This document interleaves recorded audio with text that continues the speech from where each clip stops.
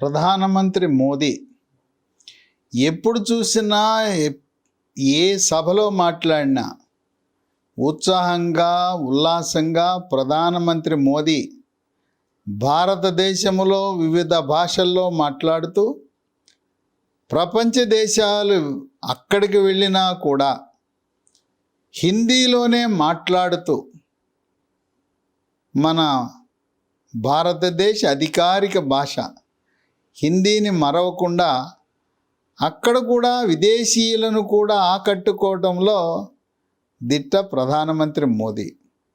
ఏంటి ఈయన యొక్క రహస్యం, ఆరోగ్య రహస్యం? ఏం తింటాడు? ఎందుకు నిత్య యవ్వనస్తుల్లా ఉరకలు వేస్తూ ఎప్పుడూ ముఖం మీద అలసట అనేదే కనపడదు అనేది ఆశ్చర్యపోతుంటారు చాలామంది. ప్రధానమంత్రి మోదీ శాకాహారి. జీవితంలో ఎన్నడూ కూడా ఆయన మాంసాహారము సేవించలేదు. ఉదయం 4 గంటలకు ఆయన నిద్రలేస్తాడు. నిద్ర లేచి కాలకృత్యాలు పూర్తి చేసుకున్న తర్వాత ప్రతిరోజు భారతదేశంలో ఢిల్లీలో ఉన్న ఇతర నగరాలకు వెళ్ళినా ఇతర దేశాలకు వెళ్ళినా 4 గంటల తరువాత యోగా, సూర్య నమస్కారాలు, ప్రాణాయామము, ధ్యానము, వ్యాయామం చేయటం అనేది ఆయన అలవాటు. ఆయన యొక్క ఆరోగ్య రహస్యం ఇదే. ఏ జబ్బులు లేకుండా కోవిడ్ సమయంలో కూడా కోవిడ్ సోకకుండా ఉండటానికి గల కారణం ఇదే. ప్రాణాయామము చేయటం వల్ల ఊపిరితిత్తులు బాగా పనిచేస్తాయి. ఇది అయిపోయిన తర్వాత ఆయన మధ్య మధ్యలో అల్లం టీ కొన్నిసార్లు, లేదు గ్రీన్ టీ కొన్నిసార్లు తాగుతూ ఉంటారు. దాంట్లో పాలుండవు, చక్కెర కూడా ఉండదు. ఉదయం 8 గంటలకు మాంసకృత్తులు అధికంగా కలిగిన అల్పాహారం బ్రేక్ఫాస్ట్ తీసుకుంటారు. ఆ బ్రేక్ఫాస్ట్ పూర్తి చేస్తూనే వార్తాపత్రికలు, ప్రధానంగా ఇంగ్లీషు, తన స్వరాష్ట్రమైన గుజరాత్లో అక్కడేం జరుగుతుందని గుజరాతీ పత్రికలు చదువుతారు. ఇంకా మరికొన్ని భాషల్లో ఉన్నాయి కూడా, కేవలం హెడ్లైన్స్ మాత్రం చూస్తూ ఉంటారు. ప్రతిరోజు ఉదయం 9 గంటలకు ప్రధానమంత్రి కార్యాలయం సౌత్ బ్లాక్లో ఉంటుంది ఢిల్లీలో, అక్కడికి వెళ్తారు. ఆయన వాహనం ఎక్కకుండా ఇంటి వద్ద నుంచి ప్రధానమంత్రి కార్యాలయం వరకు నడుచుకుంటూ వెళ్తారు. అదొక విశేషం. ఇక 9 గంటల నుంచి ఆయన ప్రతిరోజు ప్రధానమంత్రి కార్యాలయంలో 14 గంటలు కూర్చొని పనిచేస్తారు. ఆయన 365 రోజులు పనిచేస్తారు. సెలవు లేకుండా అహర్నిశలు కృషి చేస్తారు. ఏ ఒక్కరోజు కూడా ఆయనకి సెలవు లేదు. 11:30 ఆయన మధ్యాహ్న భోజనం అనుకోండి. అది దాంట్లో గుజరాతీ కిచిడి, కది, ఉప్మా, బక్రీ, కాక్రా ఇలాంటి వస్తువులు, ఆహార పదార్థాలు తింటారు. ఆయనకు ఒక గుజరాతీ వంటవాడు ఉన్నాడు. ఆ వంటవాడు ఢిల్లీలో ఉన్న భారతదేశంలో ఏ నగరానికి వెళ్ళినా వెంట వెళ్తాడు. విదేశాలకు వెళ్ళినా కూడా శాకాహారమే తీసుకుంటూ వంటవాడు చేసిన ఆహార పదార్థాలనే ప్రధానమంత్రి మోదీ స్వీకరిస్తారు. ఇంకా రాత్రి 10 గంటలకి భోజనం చేస్తారు.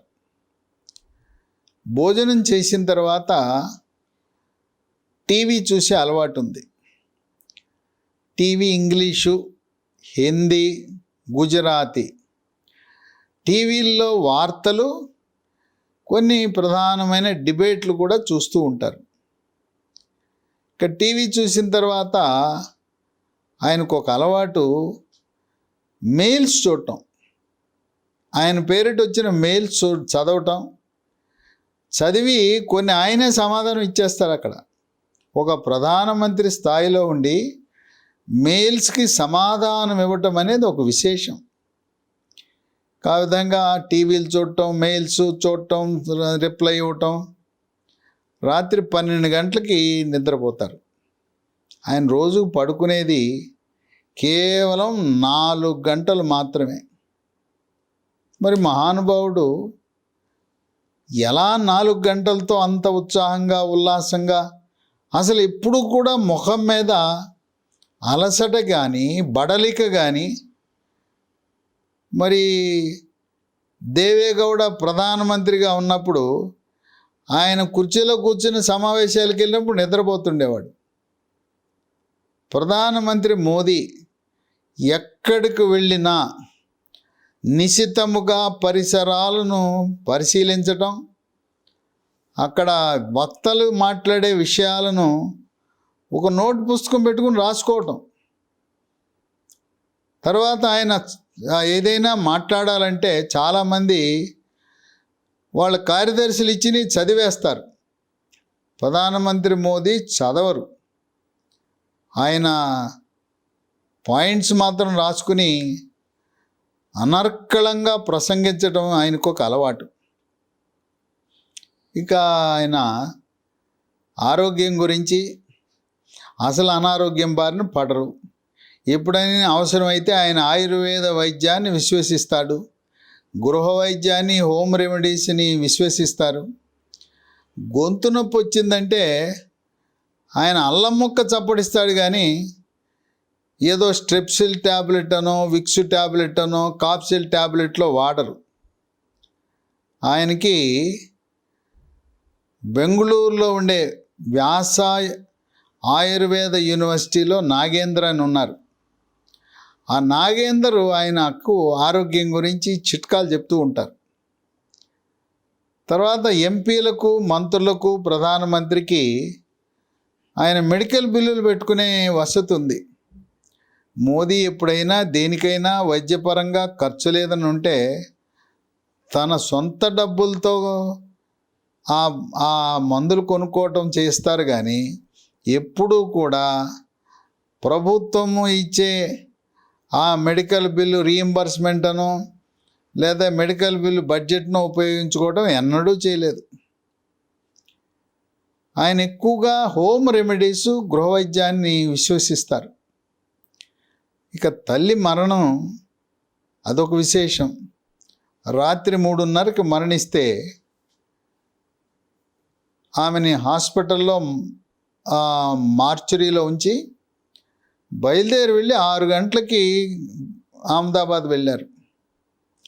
అందరికీ, కేంద్ర మంత్రులకు, రాజకీయ వ్యవస్థలో ఉండే అందరికీ కూడా సమాచారం ఇచ్చారు. మీరు ఎవరు అహ్మదాబాద్ నా తల్లి మరణం సందర్భంగా ఎవరూ రావద్దు.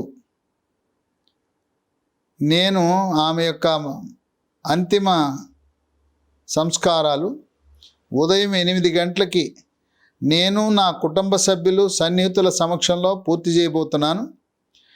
దీన్ని ఆర్భాటం చేయరాదు. జనసామాన్యులు మరణిస్తే ఎవరికీ ఇబ్బంది కలగకుండా ఏ విధంగా సాధారణంగా జరిగిపోతుందో అలాగే నేను ఒక జనసామాన్యుడిగా నా తల్లి యొక్క అంత్యక్రియలు నిర్వహిస్తాను అని చెప్పి ఒక్క కేంద్ర మంత్రి రాలేదు, ఒక్క ఎంపీ రాలేదు, అక్కడుండే గుజరాత్లో ఉండే అధికారంలో ఉండే అక్కడ బీజేపీ ప్రముఖులు ఎవరూ రాలేదు. కేవలం రక్త సంబంధీకుల సమక్షంలో ట్రాఫిక్ జాములకు అవకాశం లేకుండా 8 గంటలకు పూర్తి చేశారు. అంటే అది ఒక విశేషం. అదే ఈ రోజుల్లో ఎవరైనా విఐపి మరణించారంటే ఆర్భాటం, ట్రాఫిక్ జాములు, కిలోమీటర్ల కొలది ప్రొసెషన్లు, ఊరేగింపులు, వీటితో జనజీవనానికి ఇబ్బంది కలుగుతుందనే ఆలోచన ప్రధానమంత్రి మోదీకి వచ్చింది. తర్వాత ఆయన ఆ రోజు దినచర్య ఏమైనా మానాడా? తల్లి మరణించిన రోజు బెంగాల్ వెళ్ళి వందే భారత్ రైలును ప్రారంభించాలి. ఆయన ఒక నిర్ణయం తీసుకున్నాడు. ఏ ఏ కార్యక్రమాలైతే ఆ రోజున నిర్ణయించబడినాయో శిలాఫలకాలు, ప్రారంభోత్సవాలు నేను భౌతికంగా రాను, అహ్మదాబాద్లో ఉండే వీడియో కాన్ఫరెన్స్ ద్వారా అన్నీ నిర్వహిస్తానని చెప్పారు.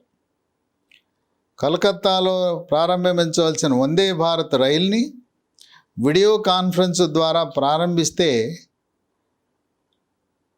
పశ్చిమ బెంగాల్ ముఖ్యమంత్రి మమతా బెనర్జీ ఇంత దుఃఖంలో ఉండి కూడా తన రాష్ట్రంలో నిర్ధారించిన వందే భారత్ రైలు ప్రారంభించడాన్ని చూసి ఆమె నిశ్చేష్టులయ్యారు, అవాక్కయ్యారు. ఆయన యొక్క క్రమశిక్షణకి మంత్రముగ్ధులైంది ఆమె. ఆ రోజున జరగవలసిన అన్ని కార్యక్రమాలు కూడా, ప్రారంభోత్సవాలు, అలాగే ఎక్కడెక్కడ భూమి పూజలు జరగాలో అన్ని కార్యక్రమాలు కూడా యథావిధిగా జరగటం అనేది ఒక విశేషం, భావి తరాలకు ఒక స్ఫూర్తి. ఇంకొక విశేషం, ఎవరైనా వివిఐపీలు, రాజకీయ ప్రముఖులు, సినీ తారలు వాళ్ళు ఓటు వేయాలంటే ఆ పోలింగ్ స్టేషన్లో హడావడి ప్రారంభమవుతుంది. అలాంటి ఎటువంటి హడావడి హంగామా లేకుండా ప్రధానమంత్రి మోదీ గుజరాత్ ఎన్నికల సందర్భంగా ఓటు హక్కు వినియోగించుకోవటానికి తన పోలింగ్ బూత్కి వెళ్ళి జనసామాన్యుడులా క్యూలో నిలబడి ఆ క్యూలో ఉండి ఓటు వేయటం అనేది ఒక విశేషం. ఆయన ఎవరు కాదనరు. ఒక 5 నిమిషాలు మొత్తం క్యూని నిలుపుదల చేసి ఆయన్ని ప్రాధాన్యతలో ముందు పంపించినా కూడా చట్టం అంగీకరిస్తుంది, ఎన్నికల నియమాలు అంగీకరిస్తాయి. అయినా కూడా ఒక జనసామాన్యుడులా క్యూలో నిలబడి ఓటు వేయటము మరువరాని సంఘటన. ప్రధానమంత్రి మోదీకి ఒక్కటి కూడా చెడు అలవాటు అనేది లేదు. 365 రోజులు ఆయన పని చేయటం, ఆయనకి ఇష్టమైంది ఏంటంటే విషయము చదవటం, పుస్తకాలు చదవటం అనేది చాలా ఇష్టం. కాస్త ఖాళీ విరామం దొరికిందంటే విమాన ప్రయాణంలో కానీ, ఆఫీసులో కానీ, ఇంట్లో కానీ పుస్తకాలు చదవటం అనేది ఆయనకు ఒక అమితానందాన్ని ఇస్తుంది. స్వామి వివేకానంద రచనలను పలుమార్లు చదివిన దాన్నే మళ్ళీ చదివి ఆయన యొక్క స్వామి వివేకానంద యొక్క ప్రేరణ, స్ఫూర్తి పొందుతూ ఉంటారు. ప్రధానమంత్రి మోదీకి ఇష్టమైన 3 ఒకటి యోగా, ప్రాణాయామము, ధ్యానము, వ్యాయామం. 2 పుస్తకాలు చదవటం. 3 సామాజిక సేవ, ఆప్తులను ఆదుకోవటం, కష్టాల్లో ఉండేవారికి సేవ చేయటం, ఆపన్నులకు ఒక చేయూతనివ్వటం అనేది ఆయనకి ఇష్టమైన పని. ఆ విధంగా ఈరోజు ప్రధానమంత్రి దేశ్కి నేత కాదు, విశ్వకి నేత అని విశ్లేషకులు భావిస్తున్నారు. తన జీవితాన్ని దేశం కోసం, ధర్మం కోసం, దైవం కోసం పూర్తిగా త్యాగం చేసి భారతదేశాన్ని ఏక్ భారత్, శ్రేష్ఠ భారత్, అఖండ భారత్, స్వచ్ఛ భారత్, విశ్వ భారత్ కింద ఒక భారతదేశాన్ని అగ్రరాజ్యంగా రూపొందించాలని, ఇప్పటికే ఆర్థిక రంగంలో 5వ అతిపెద్ద శక్తిగా అవతరించి త్వరలో 3వ స్థానానికి వెళ్తున్న భారతదేశానికి, భరతమాతకు సేవను చేసి పునీతున్నవ్వాలనే సంకల్పంతో ప్రధానమంత్రి మోదీ